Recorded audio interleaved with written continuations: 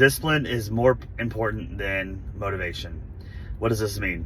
This means that motivation is most likely more emotional than anything else, okay?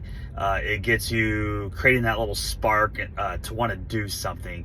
But you guys all have the experience that you're not motivated every single day, no matter what the outcome is.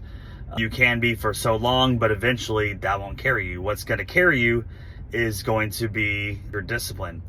Discipline is going to be all the daily habits and behaviors that you kind of build up in your life so that way you can help reach your goal.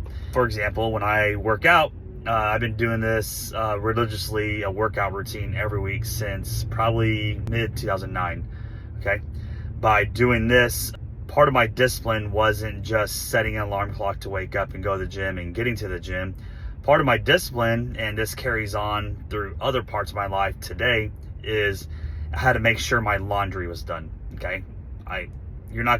What good is waking up in time if your laundry isn't done to go work out? You don't have workout clothes, okay? At the same time, my laundry also had to get done, not just for clothes to wear to work out every day, but also the clothes I needed to go to school and my part-time job. If I was not disciplined in getting my laundry done, then I was eventually going to select doing my laundry at the very last minute over going to the gym. And eventually that's going to become a negative habit.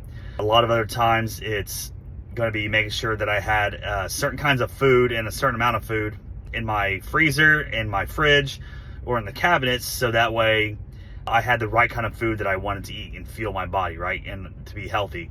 It wasn't just, okay, I'm motivated to eat healthy. It's I have to be disciplined enough to stock myself up at home, and also be disciplined to keep driving past the Whataburger drive-thru. Okay, that's tough. I still work on that every day, but it's something that I had to do. Okay, discipline once again is involving all the actions, the behaviors, and the habits that are gonna not just get you to your end goal. It's gonna mold your whole entire daily life to become a lot better. And you want to choose habits and behaviors that can not just make sure that you are gonna get in your workout more often, that's gonna make sure you have time to meal prep and you are eating healthier. You want it to check off a lot of boxes. So for a lot of y'all, that's gonna apply into helping you be set and ready mentally and physically for practices, for lessons, for tournaments, for school, and all the extra work that you're going to get from there, okay? It's also important to note that if your habits and your goals have to align. When I say align, they got to be like on the same level. One's a 10, the other one's a 10. If your habits are, let's say you're starting out, it's a little rocky. That's perfectly fine. Let's say your habits are 5. Maybe you need to shrink your goals a little bit and set small goals and then gradually, as you build up the size and the strength and consistency of your habits and that side of discipline, then gradually you can add in the goals that you want to achieve. Okay, you start adding on to the goal. You start small, it adds up. It's like building a house, right? You start with the materials that you have, you work your way from ground up.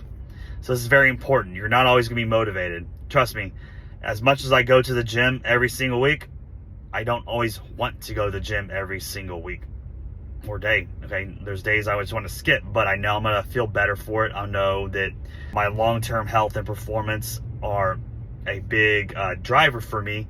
So it actually becomes hard now for me to skip the gym, okay? That's actually doing something hard for myself.